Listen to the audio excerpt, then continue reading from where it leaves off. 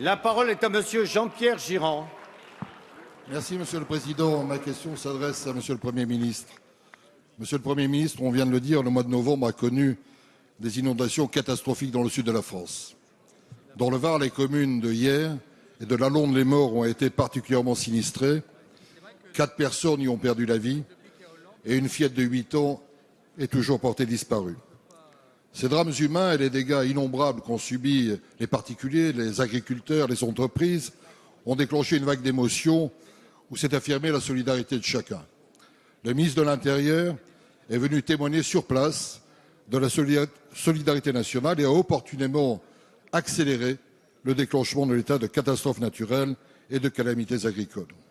Mais au-delà de la compassion et de la solidarité, les précipitations et les inondations que nous avons connues exigent, me semble-t-il, une réflexion nouvelle. Les crues centennales sont de plus en plus des crues décennales. Les crues décennales sont de plus en plus des crues annuelles.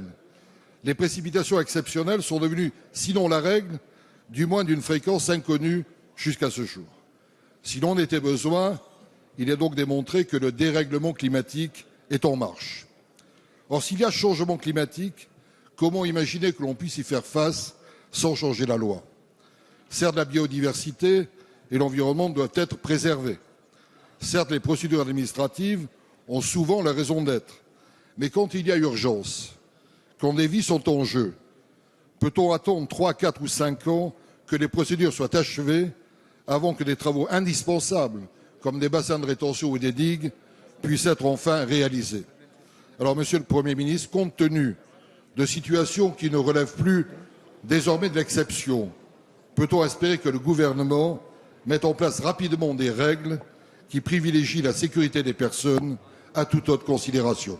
Merci. La parole est à Monsieur Bernard Cazeneuve, ministre de l'Intérieur.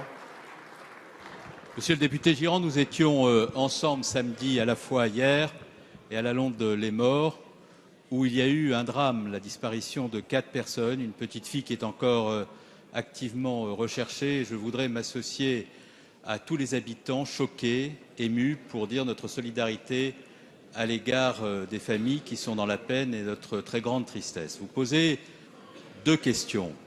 La première question est celle de l'indemnisation des collectivités qui ont été touchées par ces intempéries et qui le sont de façon de plus en plus régulière et récurrente.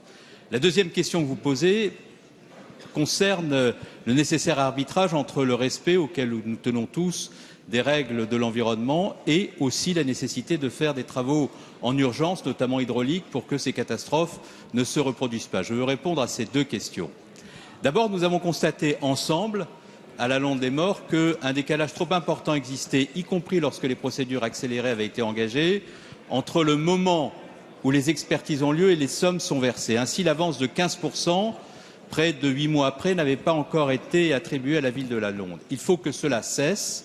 Et c'est la raison pour laquelle je réunirai demain l'ensemble des services concernés et ferai des propositions au Conseil des ministres pour raccourcir considérablement les délais, de telle sorte à ce que le temps des inspections soit plus court et que le temps du versement des sommes soit plus immédiat. Deuxièmement, pour ce qui concerne la question des travaux, il faut impérativement que nous puissions, compte tenu de la régularité, de la récurrence de ces crues qui occasionnent des dégâts considérables, essayer de trouver un meilleur arbitrage entre le respect scrupuleux des règles de l'environnement et l'urgence. C'est la raison pour laquelle Madame Royal a envoyé une inspection dans le Var et se propose de prendre des dispositions pour faire en sorte que dans les semaines et les mois qui viennent, on puisse plus rapidement répondre aux urgences.